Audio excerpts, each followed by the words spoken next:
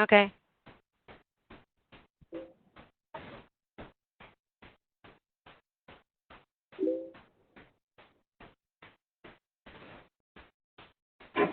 Can you share my slide? Can you see the? I can see your desktop now. I can see your slides.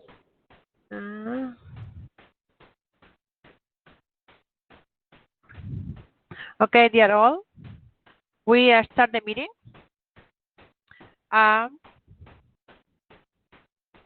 This is the agenda. You have the Etherpad. Please put your name in the Etherpad and contribute it with the minutes.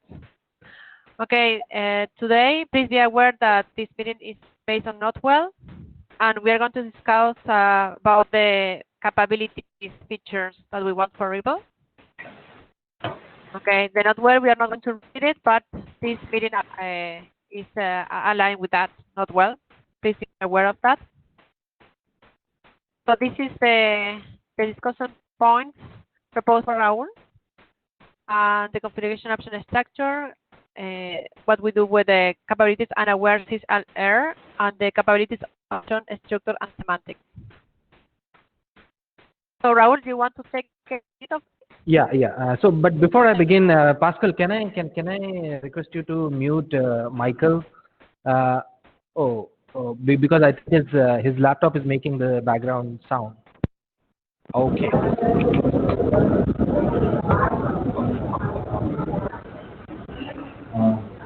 Hello. Yeah. Yeah. So I switched to my phone. Yeah, this is much better. There's no background sound now. Okay, so let's begin.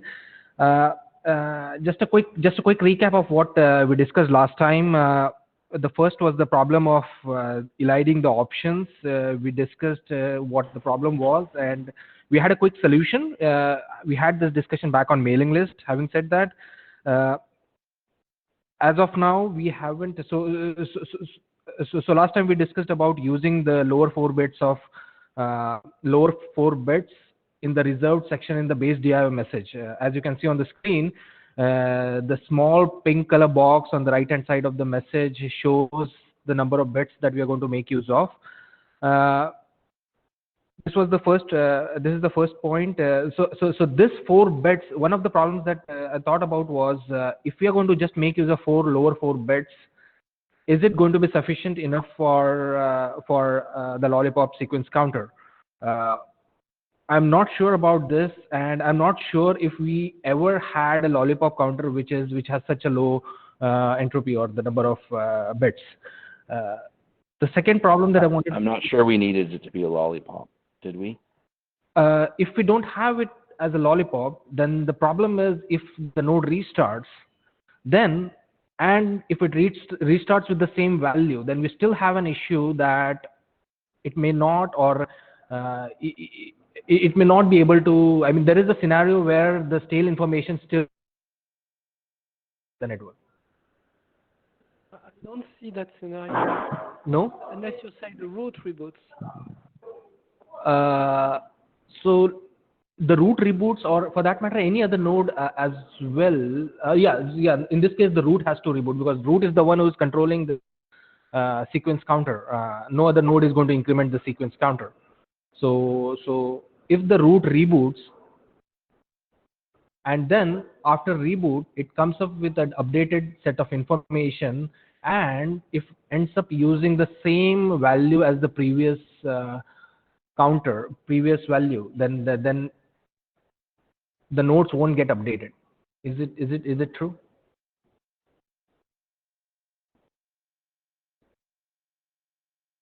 Well, we could say that normally the root should maintain things in stable storage anyway, and that could be one of those things. Okay. So can we make an assumption here that the root has to make, but such kind of assumption is not there with any other sequence counter or any other, no, every other sequence counter, lollipop sequence counter also needs some sort of persistent storage. Is that what you're saying? I have to think about that. Normally, the lollipop is, like you say, because you can reboot.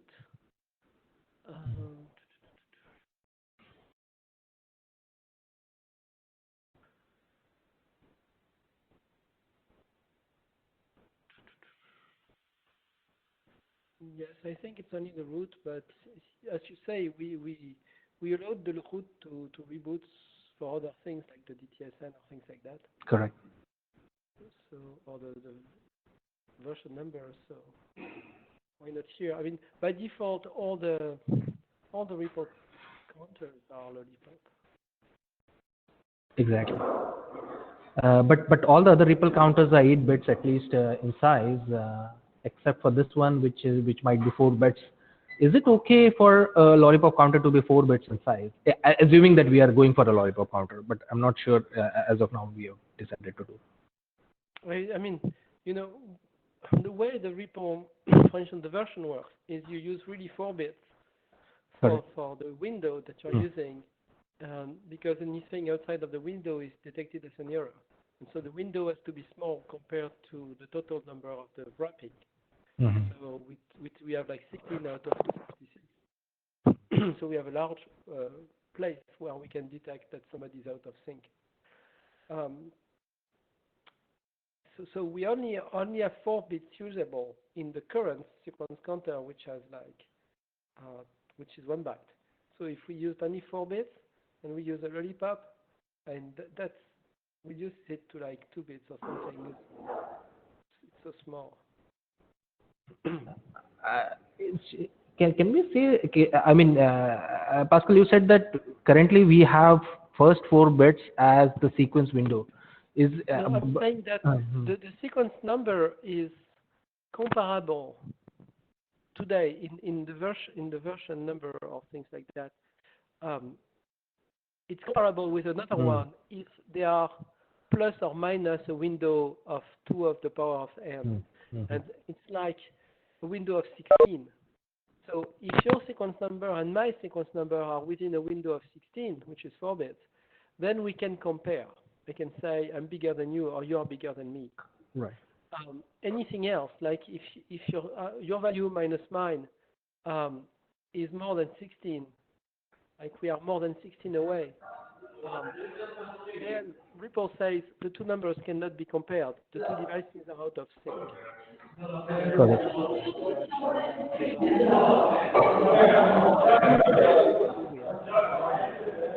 Ines, I guess it's coming from you? Yeah.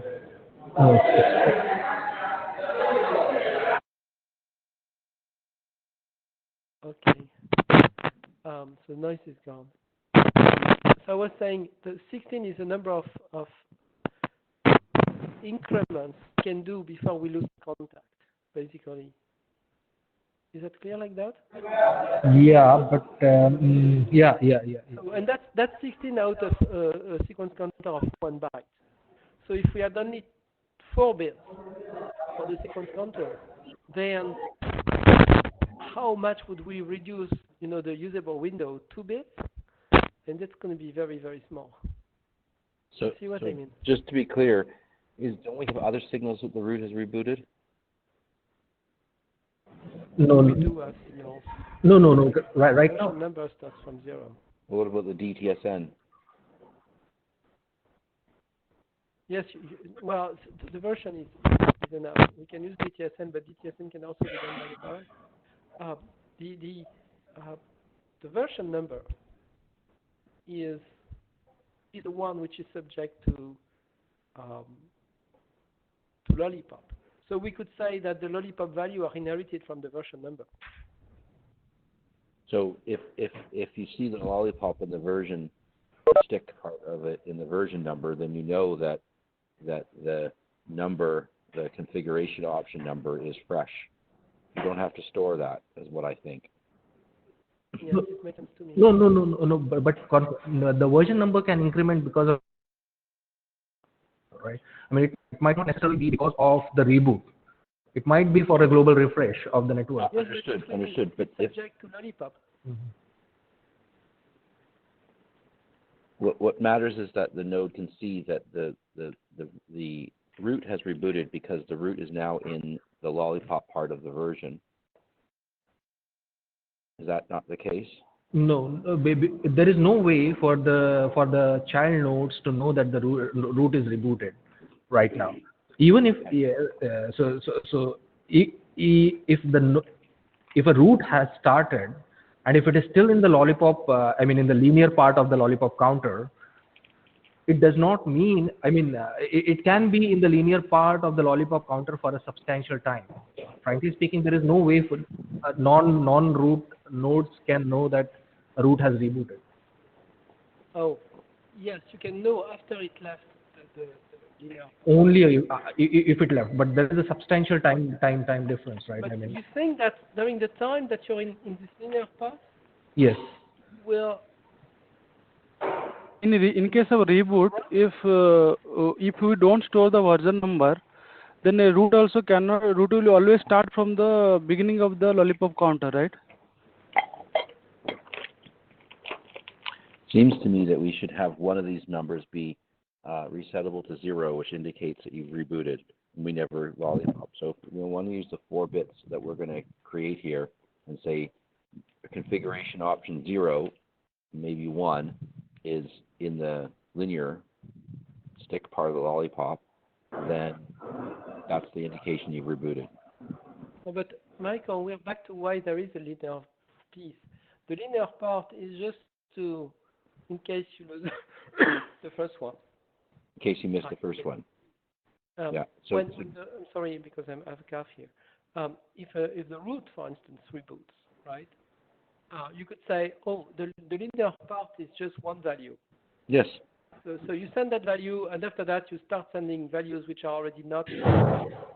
Right. But if this message is lost, as it's a DIO spread, if some nodes miss it, then the next DIO that they will see will not be in the linear part. So they will never see that the root has rebooted.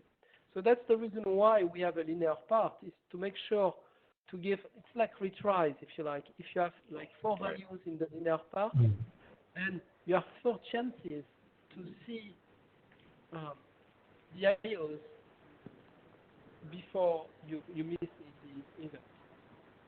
So you think 4 is the right number? I'm not saying 4 is the right number. I'm saying the number that it's configurable right now. I don't remember if we give a value, maybe 16, but maybe we say start at 240.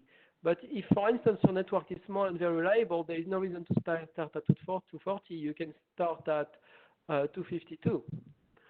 We do this right now for the version number, not, is what you're saying. I'm sorry? Do we do this for the version number? We do that for the version number, yeah. Okay, so doesn't that provide enough of a detection that the root is rebooted that we don't need to repeat it in the configuration number? I think it does, and I don't agree with how clear Hans' point is right. If you reboot twice within the linear piece, then the second reboot will not be seen. But the question now is, will we wrap anything else before we leave the linear part? And will you change the configuration like 16 times while you're still in the linear part? It probably means that your linear part is way too big. For instance, if your linear part is 8, you will need to change. Well, is that true? I'm thinking too quickly. No, it's really the DTSN that will increment that, not the version number. You can stay in the same version for a long while. Yeah, the version number usually doesn't change. Yeah, the DTSN is what may change, because you may pull network. DTSN may change only in case of storing mode of operation, but in non-storing mode of operation, again, the DTSN is also, DTSN change is also a rare event in case of non-storing mode of operation. Yeah, that's true. That's true.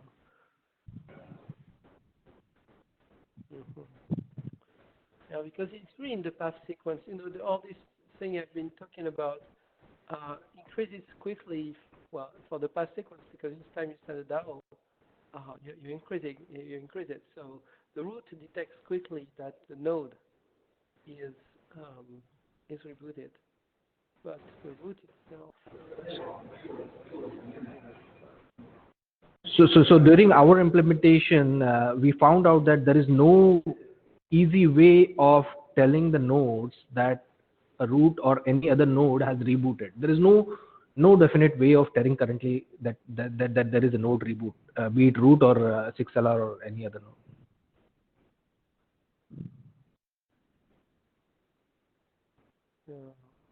Well, like I said, the path sequence that goes back in the linear part is an indication that the node has rebooted.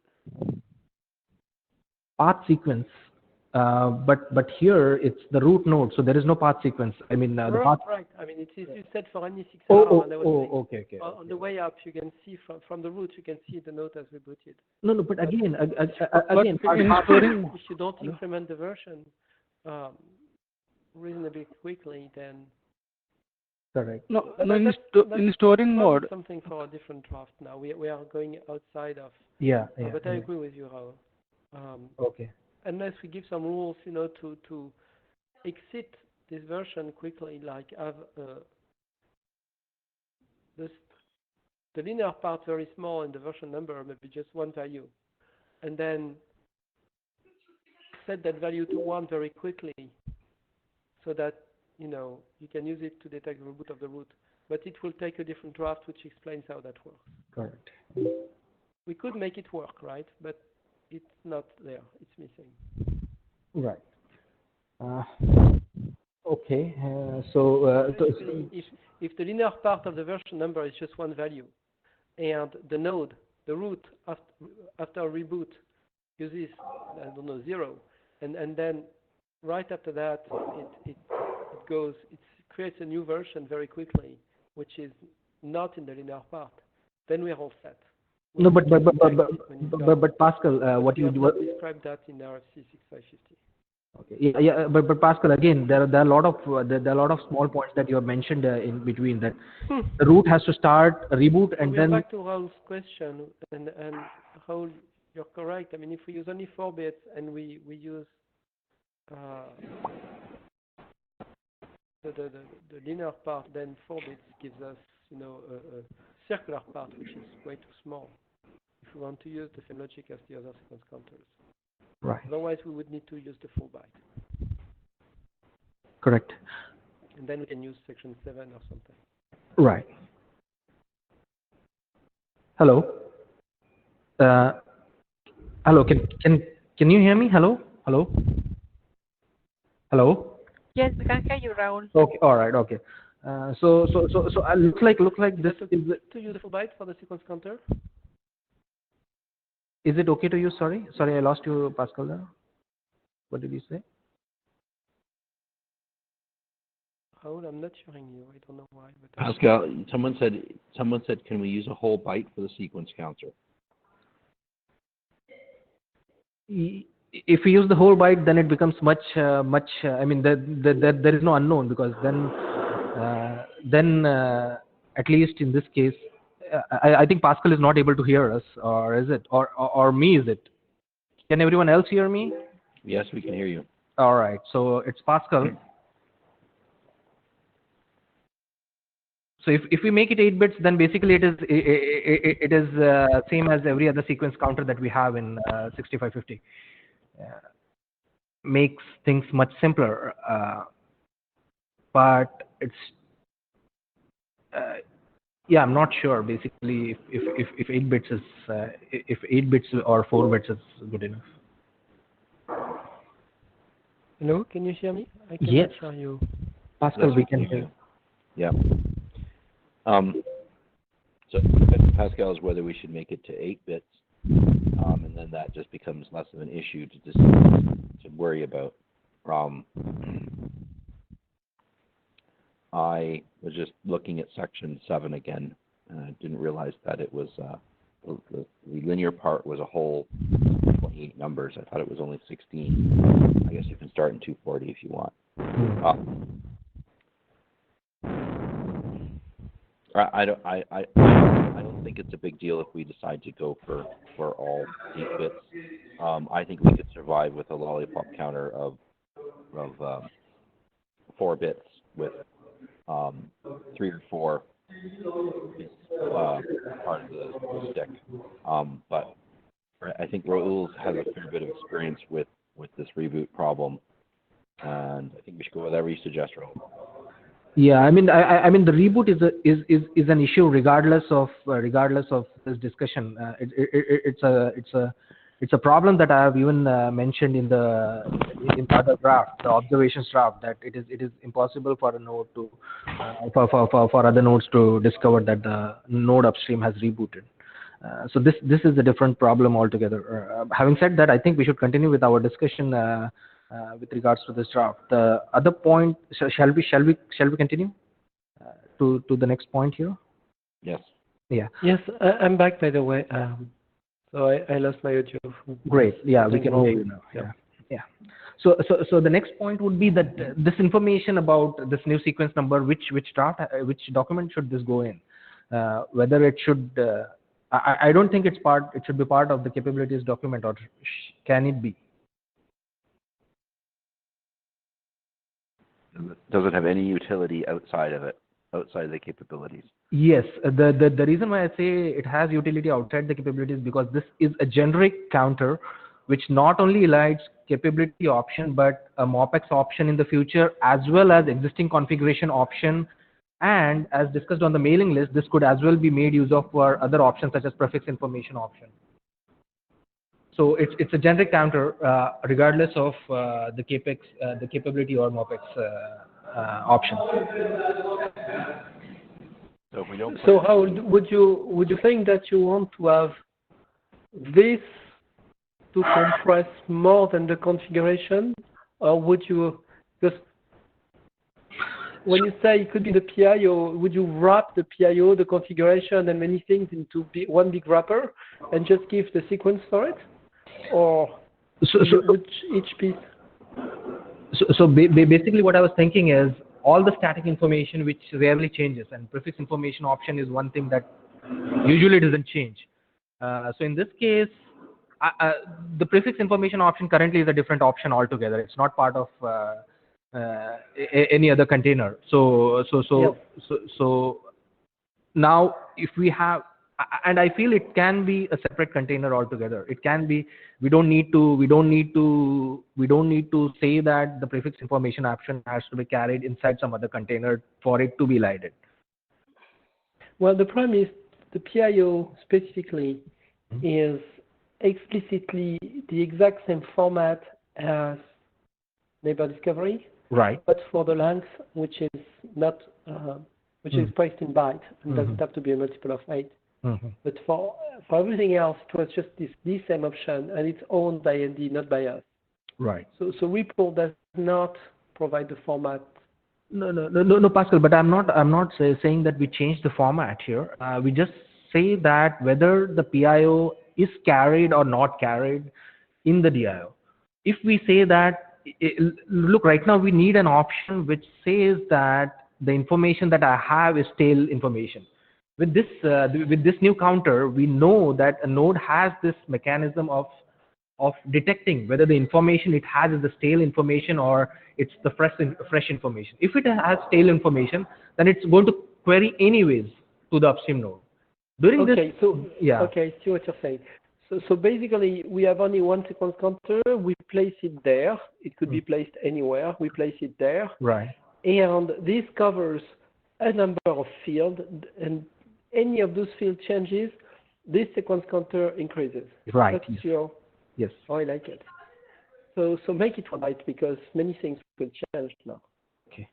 Why don't you use all the octet and define it exactly like the past sequence, because we have all the text in section 7. So why don't we just say this is another sequence counter which operates just like the others? Right.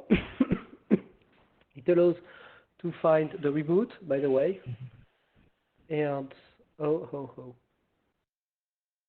if the root reboots, should it come back to 0, by the way? No, I think, Pascal, that problem cannot be solved with simply a lollipop counter, right? I mean, that reboot problem is a different problem altogether. If we can't, so you mentioned that the root, when it reboots, it will just increment the sequence counter to some other number. The problem is how soon can the root eventually increment this sequence counter. I mean, there are a lot of other problems. There are a lot of other points that have to be taught for handling the reboot case.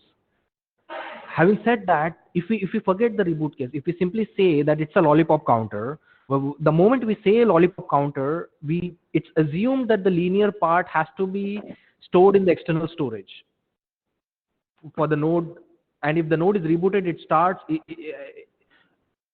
from the, if it is in the linear portion, then it starts from the next value in that linear portion. Yeah, isn't it mandatory for the node supporting lollipop counter to store the linear part of the lollipop counter in the external storage? Now this we have never said that, and actually the linear part is not very well thought, because the assumption is the node will not reboot twice within the linear part, but if it happens, the spec doesn't tell you exactly what happens. So. But I mean, a couple of IETFs back, this problem is explained in detail. In fact, this problem is stated in detail in the observations draft. There's a complete section on this saying that if it reboots in the linear part, then the linear portion has to be kept in the external storage. Now, this is a statement that I've made in the observation draft. Now, you're saying if it is incorrect, if the statement is incorrect, then I'm not saying it's incorrect. I'm saying that we have not. Okay. The main RFC, and that's why it's in your observation draft, is the main RFC did not discuss So that. here's my suggestion. Here's my proposal. That we write a document that creates this sequence number, 1 byte sequence number. I'm not sure I like the word sequence number, but configuration number thing. And we also include in it clarifications for lollipop counters. So it's an update 6550 anyway to put this thing in. We take all the text from the observation draft on when do we need to store it in Flash for the node issuing the number and for the nodes listening to the number. Put that all in a document, update 6550, and that solves the problem of where does this thing go or what draft we do it in. Okay. I mean, this works, Michael. The only problem with it is the ISG doesn't like to see too many small drafts these days. So that's why let's write this text anyway. But in terms of packaging, we may ask the AD because it's not just what you're proposing is cleaner, is the right way of doing it, but then there is the quote-unquote political aspect to it, where the ISG wants to have less drafts.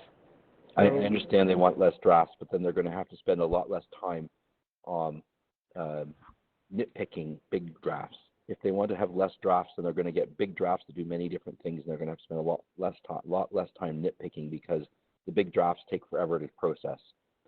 So. Yeah, I agree with Michael that have a document that specifies the counters, so we can go further with the work. And I mean, if it's, I don't know about the ISG, but I think if it's the right way to do it, we just do it. I mean, we have the user. As a chair, I had to discuss a similar case a year ago or two, and the ISG made us put two different things which were big, each one. In a single draft, if you know the LP1 chic draft, it has fragmentation and compression in the same draft, and I opposed that as a chair, exactly like you're doing. I wanted two separate drafts, and the AD made us put that in one big document. So all I'm saying is, I agree with you all. Let's just ask Alvaro. Okay. Agreed. Thank you. Okay. So continuing. Right now I'm calling this counter set counter, but I really wanted to call it as a seal counter, but I couldn't think of any appropriate full form. If you guys can think of it, it will be great. Basically, if we can call it a seal counter, then we know how it operates. Like it seals the information for the specified unless the next seal is applied. So I wonder if someone can come up with a good full form for seal. Anyways, it's not a technical issue though. So as of now, I'm just calling for the purpose of this slide a set counter. can we go to the next slide? Okay, so we have already discussed that what is the applicability of the set counter. Currently, we are thinking of eliding. In the future, we might take like capability option, the MOPEX, and it is possible that in the future we might elide other static configuration information such as prefix information option. Now I thought about one point is that if different nodes decide to elide different information, for example, if there is a node downstream which decides to elide prefix information option, but there is another node which doesn't decide to elide that, will that be a problem? And as of now, I don't think that will be a problem, since we would have a clear mechanism of telling whether the information is fresh or stale in the future based on the sequence counter, the set counter. So that should not be a problem. Next, the set counter is going to be controlled by the root node alone, and only the root node can change the counter or increment the counter in all the mode of operations. Now here, I'm not sure whether how I understood from what you said that you expected that people could still place some of the elided information and part of it. But I was confused because what's the point? I mean, either everybody has everything, or they can't really operate, right? We're talking about information which is necessary for operation, like the configuration, the PIO, etc. So right. If you have the PIO, but the set is not good, you still need to send a disk anyway to see the rest because you cannot operate. Right. So what's the point in having the PIO in this packet? No, Pascal, you're right. There's no point. But having said that, I was just thinking if the implementation for some reason, now I don't know the reason, but if the implementation decides to not elide the particular option, then what happens? I was thinking of the worst case here. What I'm trying to say is, even if this happens, there won't be much of an issue. Because that's probably good because if you don't have enough space in one packet to send all the options, you may have to send 1 to 3 packets which have each some of the options, right? Right. Yeah. Because we need to be very explicit on which options this covers. Basically, if I need three DIOs to get all the options, so I send this disk, and the parent sends me DIO 1, DIO 2, DIO 3. And well, there are many cases, like I miss one of them, etc. But first thing is, once I've seen the 3 DIOs, I must be certain that now I have everything for this value of the set counter. So I need to know beforehand what to expect. Mm-hmm. And the second thing is, if I got only 2 out of those 3, then I need to be able to ask again for the third. And today the disk doesn't say, well, it says things. But I think we need to increase the disk to be more specific. Yeah. In that same document, Michael, that you're talking about, we need to put it in the disk to say what I want. I think, Pascal, you raised another important point that right now there is no way of saying whether all the information is retrieved or not. Correct? The node has retrieved all the information or not. There is no way of knowing that. But having said that, as of now, I don't think we have. I mean, we have not faced such a problem. But as the DIO is growing in size, we might face this problem. So on the other hand, the is this files really are an issue? changing, Is and the most of DIO them really growing that much in size? It's 93 bytes in my scenario. But again, if we consider 127 bytes MTU, it's not much of a difference now. There's just 20 odd bytes, 27 odd bytes left to be fed. On the other hand, the new files that the IEEE is giving us now will enable us to send more than 128, right? So this is a node limit.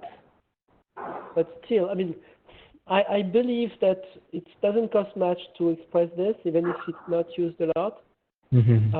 Basically being able to say, oh, and say we look at this case, I see a DIO with a set value of 30 and a PIO in it, which tells me that I'm missing the map and I'm missing the configuration. I should be able to send the disk, say, hey, I would like the map and the configuration, but I already have the PIO.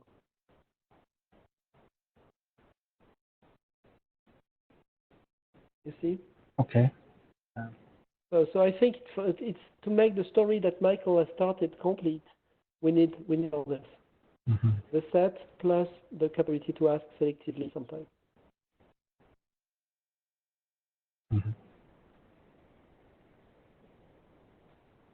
Right. Okay.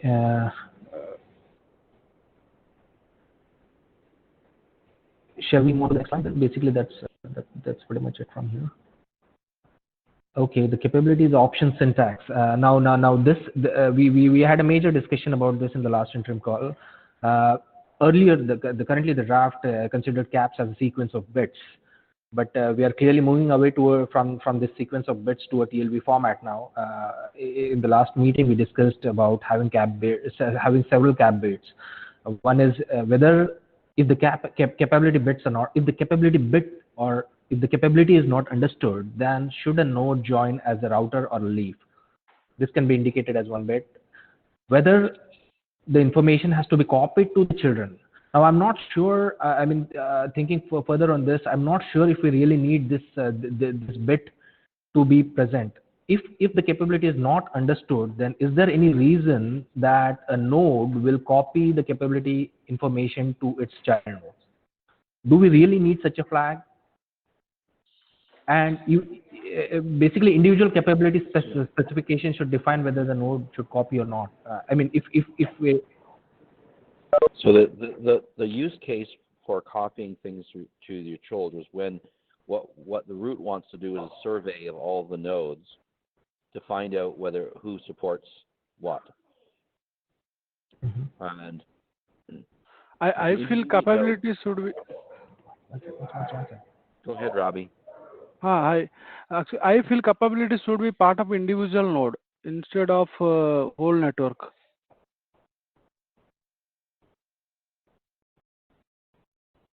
It should be every node should send its own capabilities to its below subdudac. No, Rabi, I think the context is different right now. What you're saying is definitely possible with the current capabilities set, but what we are discussing right now is a different problem altogether. It's a specific point about whether if a node doesn't understand the capabilities, if a 6LR doesn't understand the capabilities, should it copy this capability to the children? Whether there needs to be a bit specifying so. No, if it is that capability is applicable to all the nodes in the network, then it should copy.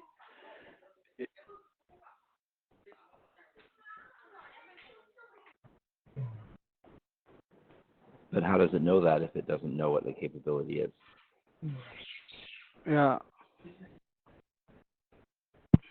that is also on.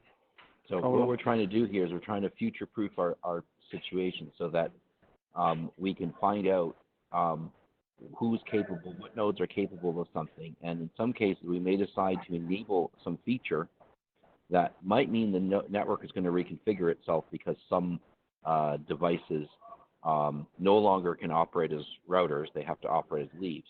But we don't know that until we've actually asked them all. And so the ones that don't know what the capability is, they may become leaves, and some of their children could become parents, right? That the topology could be different as a result. We may decide that's a good thing, and we may decide afterwards it's a terrible thing, and our topology is crap, and we should turn that capability, that feature off until we've upgraded more nodes. But we won't know that unless we actually can interrogate all the nodes. That means we need to be able to ask all the nodes, do you support this? And so that's why the question, we think that, I think that capabilities need to be copied to the children even if you don't know. Now, do we need a flag on a per capability basis to decide this? Maybe not. Maybe they should always be copied. Oh, always be copied. Okay. Right. That's the other alternative. You don't need a flag. You just always need copy. In my opinion, maybe we can classify which capabilities are global and which capability only specific to a node. Depending on that, we can decide. Let's say a neighbor case size of a node that no need to be propagated to the whole network, right?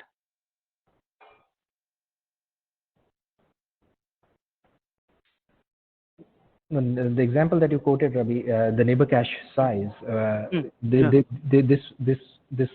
this might be of interest to all the upstream parents on the same path. It might be of interest to the root node as well. No, Because it will be interested. Okay. because Yeah, using I think. Yeah, Rahul, you complete.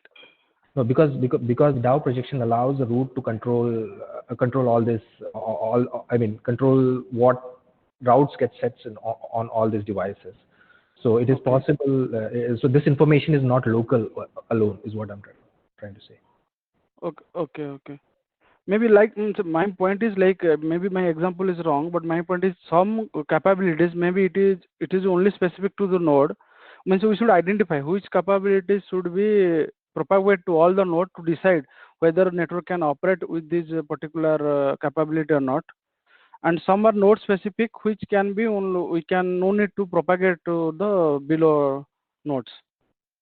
What my assumption was that the handling that you just mentioned should be on individual capability basis. So eventually there will be individual capability specifications.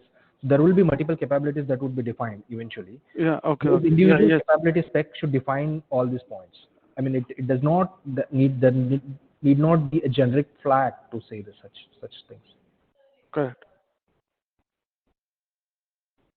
And anyway, we are planning to move to the TLB based format, right? Not to the flag based, right? Yeah. In the subsequent slide, I'll just come to the exact format. So going ahead, another thing that we discussed in the last interim was we need additional capability information. This information might be optional and again on per capability basis. So we need a mechanism using which extended information can be optionally specified as on per capability basis. Can we go on to the next slide, please? The next slide shows the format of the capability options. The first line shows that all the capability TLVs will be containerized into a single option. Individual TLVs, then in the second part, you can see that it's an individual capability type. It has 3 flags right now. First is J, join only as leaf if capability is not understood. C is copy capabilities to children, and I flag is the capability information option present. If this flag is not set, if the information flag is not set, then there are no additional extended information for that capability option. Now the reason why we are doing it is a lot of capabilities might be simple boolean flag on or off, or whether it is supported or not. But certain capability options such as routing information and neighbor cache information requires additional information which cannot be simply stated as a single bit. So this is why we require this extended information. Now the extended information again needs the length and then the actual information which will be defined by the individual capability specification. Does this format look okay? I don't like it because it's different than other TLV formats that we have so far, and we think we should reduce the number if we can, even if it's slightly wasteful. But if you want to go with this format, then my suggestion is to right align the bits, the flag bits, and to extend the cap type to at least 12 bits. Well, maybe 10 or 12 bits. Okay. That's my thought. Is that 8 feels a little bit small. Yes. I think we want to have a private use case, a private area of 25 to 50% of the cap types should be private use, because I think that this is going to be interesting and important. How do you distinguish them from different networks and all sorts of stuff is a problem, but And I'm saying I think that we need at least some experimental space in there. Okay. I can live with this format. I would say let's go back and look at the other TLV formats that we're already using and see if we can fix this with a 1 byte length. Maybe there was one version of TLVs in IETF where all of the capability types below 128 have only 1 byte after them, and all of them above 128 have a length field. That might be a better way to do it. So the cap type would encode whether or not it has a cap info present or not, by definition. But of course, that doesn't help us in the case we don't know what it is. Correct. Well, no, because because we know if the upper bit is set, then basically what I'm saying is you move the I bit to bit 0 of cap type. That's Okay. really what I'm saying. Let's think about this. But if there's some fundamental reason why you like this one, I don't object to it. I just think we should make sure that we aren't having more TLV types than we have to. Yeah. So no, I really don't. I haven't really thought in detail about this format. The only thing that I thought was it is better not to include the length if the capability information is not going to be present. So that is the only thought that came to my mind. So I would like to save that 1 byte, additionally 1 byte. So if we go by the other TLV format that we have existing in 6550, it would mean that the capability length is part of the default TLV. Which means the length is part of every capability regardless of there is going to be an extended information or not, and the length will be set to 0.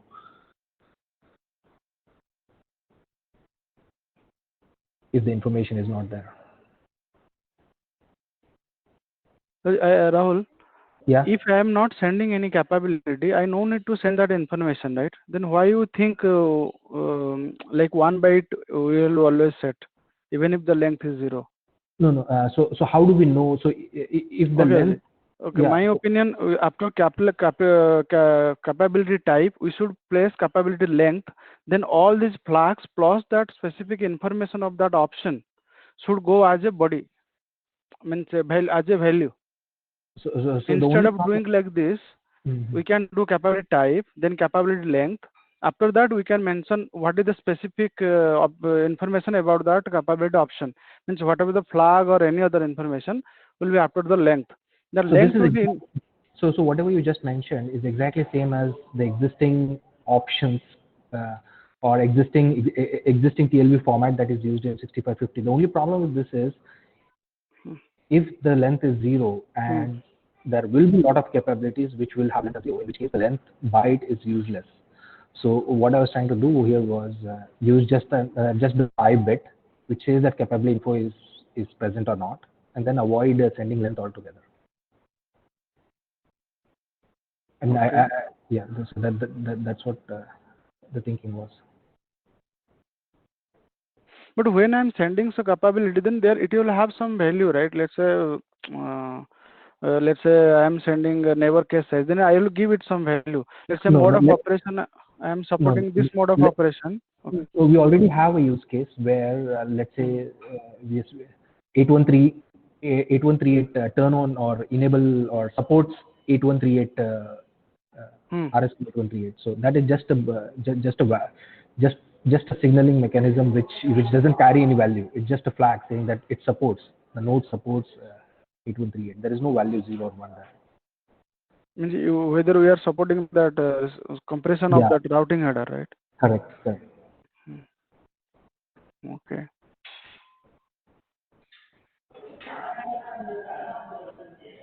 So, as we mentioned, 8138, I was thinking whether, if you cannot join, if the capability is not understood, then, 8138 basically says that the types that you have to recognize, you don't need the length because it's a type which is well known. Now, I don't think we can play this game here because you may not understand one capability, you may still join as a leaf, and you may still want to read the next capability. So we need to know the length. So the game that we have in 8138 does not apply. The game by which we don't have a length. No, if mentioning. Okay, so we need to be able to skip capabilities we don't know to find the ones that we do. Otherwise, we have an ordering issue in the capabilities. Exactly. It's only if there is a capability that if you don't support, you cannot even join as a leaf. Then that the game could apply. But I think we said last time we would not do that. Let's get some notion as to what the capabilities are that may need some additional data, and then let's see whether or not we can, maybe we only need to have 4 kinds of lengths. Like, there's 1 byte, there's 10 bytes, there's 20 bytes, right? And we don't actually need the whole byte of the length. We can have something less than that. I don't know. Let's get some notion of that first, I think, and then let's figure out what we need for the length. Okay. I agree with you. Rahul, I have one more suggestion. Like you told about the supporting RF's routing header compression, right? So maybe we can club all the 6-loop and related capabilities into one capability option. In that case, we'll have length also there. I don't understand that. I think the point is that if the capability I support 8138 implies a whole bunch of other things as well. We don't have to negotiate them separately. And I think if that's what you're saying, then I completely agree. But that I think is in the detail of the capability description rather than the framework for the capabilities. But 8138 is not ND, right? So maybe you thought it's 505 or something. The point is that the combination of I support 8138 and I don't support efficient ND is maybe not a valid combination. Okay. I'm not saying it's true. I'm saying maybe that's true. If that was the case, then you don't need to separately negotiate. It's not true. I don't see. One is completely Ripple world, and the other one is completely ND world. You could do Ripple and not ND if you wanted to avoid ND. So we understand the grouping. We'll play grouping, but maybe not that one. I was wondering if so. I agree with Michael. You should push the bits to the left, and align to something like 2 octets to say that's the bits plus the type. And actually, the bits are part of the type if we see it this way. Okay. Now you could have one bit which says that you have a length of 1 byte and then whatever info. And if that bit is not, so with 1 bit you could signal a length. You could start like that before, and I agree with Michael. Let's learn. But to start with, we can say, either we have data or we don't. So 1 bit to say we have data, and if we have data, then you have 1 byte length and so many bytes of data. But then, Pascal, whatever you just said is exactly what is there in the slide right now. If we have a single bit which says that there will be length additional information. Yeah, and then well, I don't see the length field, right? I would like the bits moved to the left. Okay. And otherwise, yes, we need to decide how big the length is. But if we have 4 flags, like we may need another flag. We still need to reserve for 1 flag. I don't know. And then 12 cap types, then we are already aligned to 2 octets, so it would mean 1 octet of length and so many octets of data, I don't know. With 8138, we have compressed that a lot more, to death. I don't know if we need to compress to death right now. Okay. Maybe when we refine, we'll compress more. But maybe you can start just by saying 4 flags, 12 bits of cap type, then length, if we have data. Okay, clearly one thing is basically right now we had both the discussions that using length as part of the base capability type. Along with the capability type, we also have length, or we have IBIT. Now the only thing is, let's maybe what we can do is we can explicitly put out examples and then decide. Maybe that is the better option. Like, If we already have enough Yeah. examples, yes. yeah. Yeah, we can assume the routing table size, the neighbor cache size, 8138 as the examples, and then let's see how it fits Yep. into all this, right? Works. Okay. But you can't presume for the future. So having something which with a length field is always good. Okay. Okay. Right.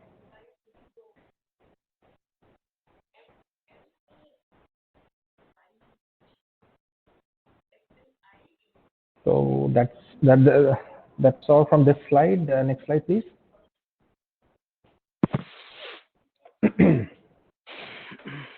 So one of the things that we discussed last time, but I don't think we had a conclusion or that what has to be done if there is a capability unaware node, a router node. That router node would clearly strip off the capability option because it doesn't understand that.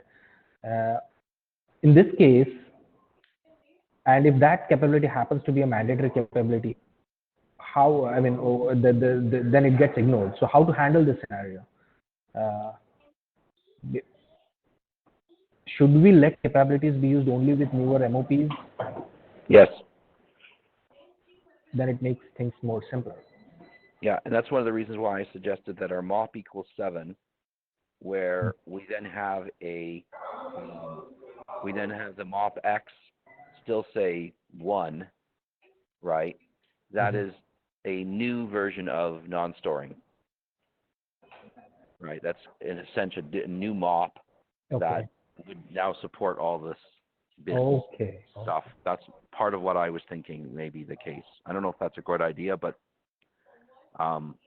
also, maybe not for non-storing and storing and historic ones, but certainly I agree for our new MOPs that we want to do this, and I strongly think we need a new MOP for our non-storing with DAO projection.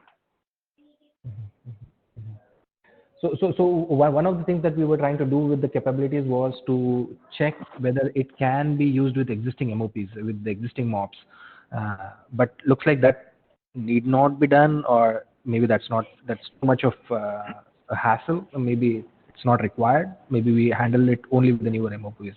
That looks like that is the position. So we had some conversation about how we might have to go and pull nodes that we heard about, right? So we might start off with good old-fashioned non-storing MOP and put some cap in it, and then but we get the DAOs, so we know who's actually out there, and we see the ones that did not reply to our cap poll, and we have to ask them directly with a unicast. Okay. I think that was Pascal's notion, and that we still have a net savings by multicasting this because we don't have to do the whole survey. We get a lot of results without it. Okay. Yeah. Okay. So this thing I didn't catch up last time, I guess. So, okay. Yeah, this makes sense.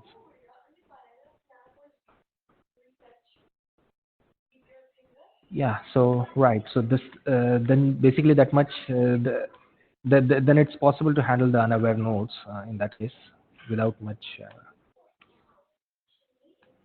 of an issue. Can we go to the next slide, please? So one of the important points that we discussed but haven't really concluded is the new messages. It's not mentioned in this, but yeah, new messages. So we discussed last time that maybe DIO and DAO is not the right place to carry these capability options. Now I was thinking, what are the repercussions? What are the side effects of having new messages? One thing that came to my mind was, if a node decides the parent set based on these additional capabilities, and if these capabilities keep changing, there are certain capabilities which are dynamic capabilities. What happens is a node has a parent set, but it doesn't know the current capabilities. In which case, after it chooses the parent, after the parent selection is done, after the parent switch is done, it has to again query for that parent's capability set using additional signaling. Will that be okay?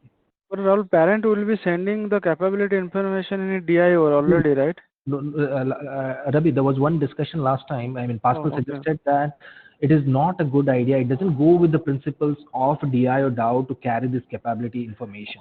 Okay. You know, and there should be a different message altogether, Mm. which can be used to query, to disseminate all this information. Having said that, we don't have a clear set of. I mean, we have not really thought about this in detail as of now. Mhm. But the only point that is mentioned in the slide is what happens if there is a parent switch. In which case, and if during the parent switch, if the capabilities are required to make the decision, which Okay.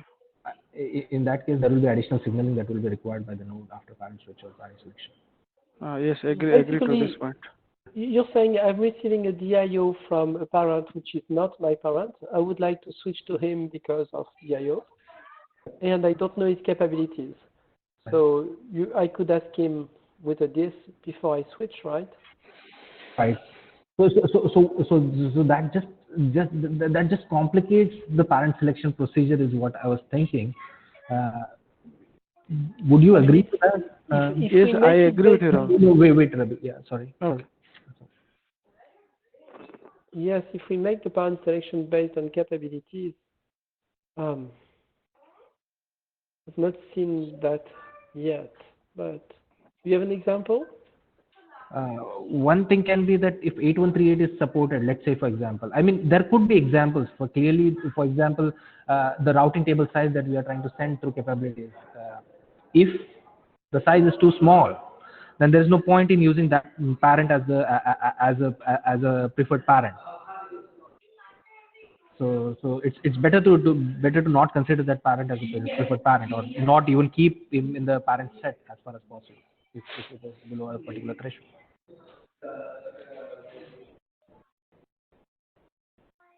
There could be examples. I mean, Yes. Hmm.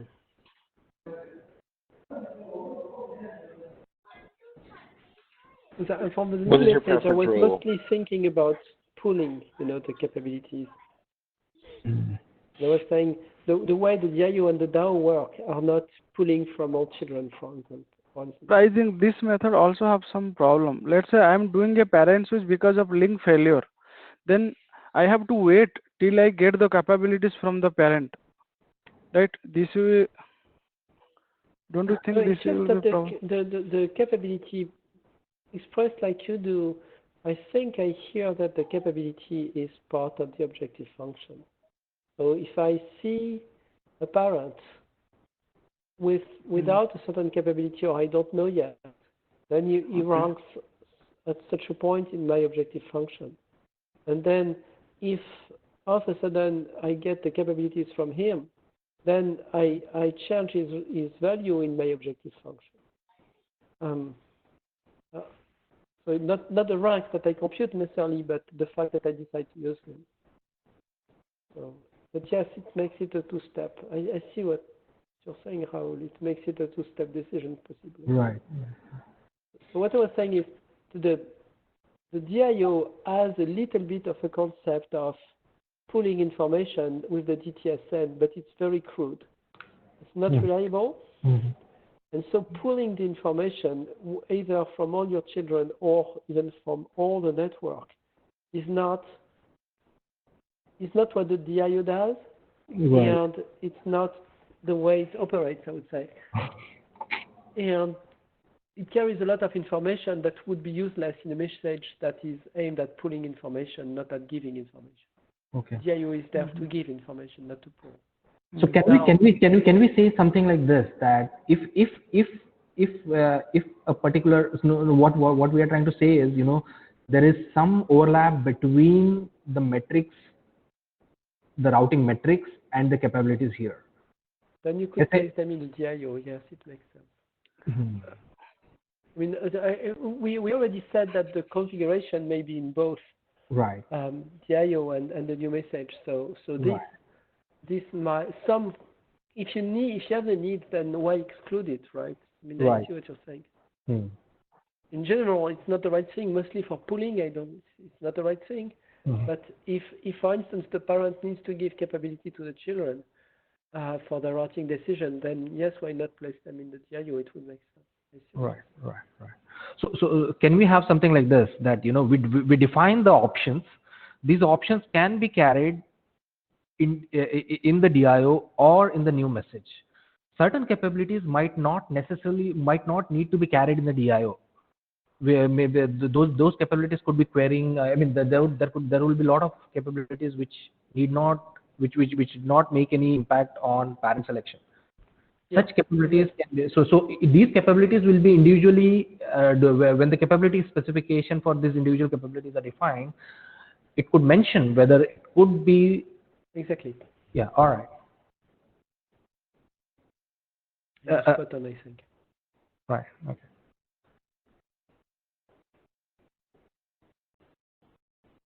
So, Rabi, do you have some point here? I mean, did I? No. I agree. We can divide the capabilities across DIO and means between pull and push model. We can segregate the capabilities. Okay. But one point, it should not be like metrics, routing metrics and capability should be two different things, right? It is different. Yeah, it is different. I mean, this is a different point. Yeah. But I have one question. Maybe it is not related to this topics we are discussing.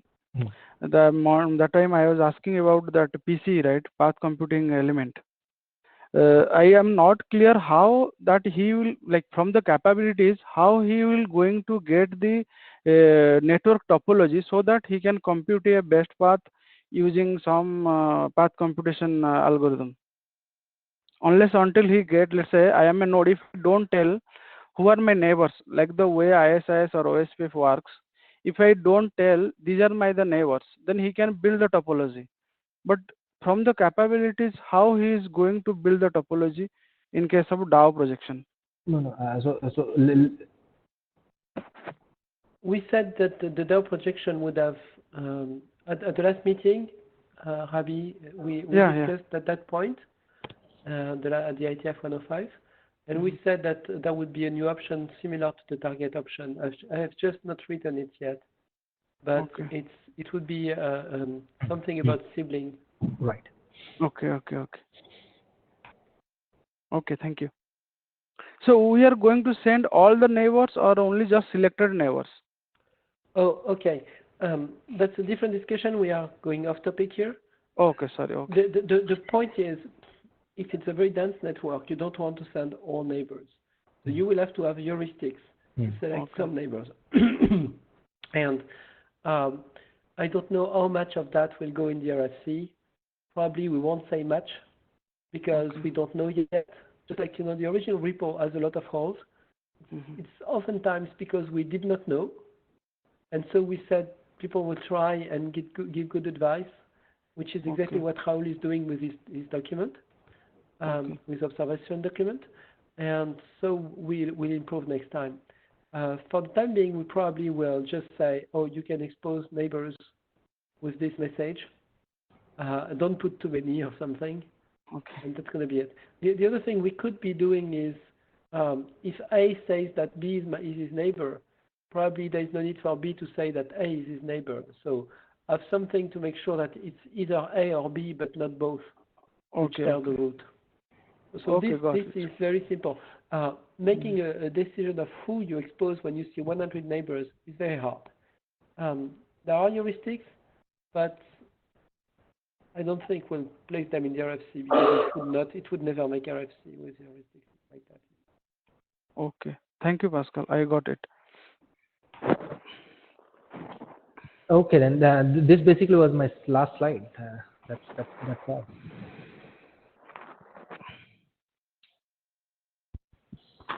Thank you very much, Raul. So, do we have further discussions here? Do you need another meeting, or we jump directly to the IETF?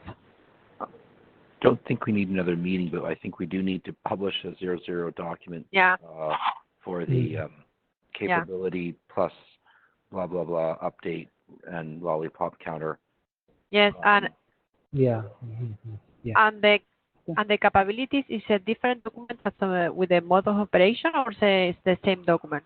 What is the best? Because we discussed in the last ITF that we separate these two topics, but what do you think?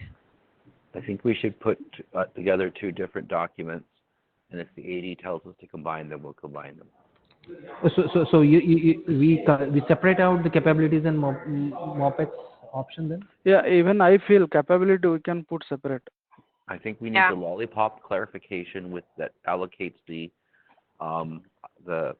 I don't know if you saw in the Etherpad, I suggested a way to get it become seal.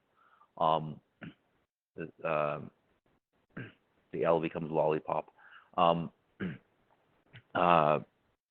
So I think we should have that document. We should have the MOPEX document, and we should have the capability document. And I think we should let the AD tell us there's too many documents and suggest to us how to combine them if they want to do that. Okay. Okay. And they're pretty much all going to update 6550. So that might become the common theme, is it's just an update, but yeah. Okay. Okay. I don't know who should write what at this point. I'm kind of overloaded with documents, so I'm not volunteering right now, but I will be happy to co-author, but I don't think I can lead any of them. Okay. Maybe we can find some new blood. Yeah, that would be nice. But it takes somebody who understands the discussion we just had. So, Dominique, are you willing? Sorry? We need somebody who understands everything that was said today. Right. And I thought Dominique is on the call and he understands everything and is aware of this problem. Asking Dominique. Hello, Pascal, can you hear me? Yes. Okay, unfortunately, I don't understand everything. I'm trying to understand as much as I can. But, Okay, I mean, the first draft could be easy. Maybe we could, somebody can start it and then the other authors from this call can join, right? But I see a two-pager to start with. And so I could even write that two-pager like tomorrow morning. But then the devil in the details will come later. Right. There are two pieces, right? There is all the sequence counter that Raoul has been discussing, and I think it should become a 1 byte, so we can use second 7. And then there is the disk discussion, like we need to change the disk. Say, the complete set is A, B, C, D, okay, the spec says that. And I received A and B, I need C. So the change in the disk is needed. So I can start it. Raoul, I would certainly, you would need to be co-author, that's obvious. Michael, you come later when you want. I was wondering, because there is this discussion, if Dominique, you want to be author to contribute to this discussion. Yeah, I think I could do that. I heard the comment, about a way to request capabilities, and since we still have this DIS draft to write, I figured this could be the right way of doing it. Yes, maybe you could retrofit some of your ideas. If we want to be standalone with this draft, we need to have enough meat in it. Sorry. So we could discuss in version 2, version 3, how to piggyback some of the things from this draft to this one. Yeah, so yeah, I'll definitely join. Okay, so I will start something. I will forget half of what we said, but the recording will be available. And I can start it tomorrow. Okay, let me do that. Raoul, I will put you and Dominique. Okay, and great. Michael, you tell us when you join if you want to join. Hello? I would also like to join. I can't hear. Okay, that's fine with me. I just couldn't find my unmute. But I can't hear Raoul. Oh, hello. Can you hear me? you're Hello. back. Yeah. So right now, as I understand, there are 4 documents that we are talking about. One is the CAPEX, okay, capability. Another is the MOPEX. Third is the DIS continuation and the lollipop count. Fourth is the lollipop counter handling. Is that what we are saying? Well, What is the DIS? I don't know what that is. So this The is the, yeah. the one on which Dominic is already working, but it's kind of stalled. It's been there for Okay. ever. And I wanted some of it, since we are including some discussion in the third one, the one that I would be writing quickly tomorrow. Dominic may want to retrofit some discussion because it's kind of overlapping with what he's doing anyway. I'll make a first pass and send the XML to Dominic. And Dominic, if you see added value for the disk, some things you want to retrofit, and then we'll see. Okay? Please use the GitHub tool to write and post the XML. I did not understand that. Please Oh. use V3? Use the GitHub if you want. GitHub Okay. repo. Yeah, I can do that. So you can read the repo. You mean put it in the repo WG group? exactly. Yeah. Yeah. Please. Okay. Thank you very much. Right. Thanks for the meeting, guys. Thank Thank you you. very much for the meeting. Thank you, guys. Thank you all. Bye-bye. Bye-bye. Bye-bye.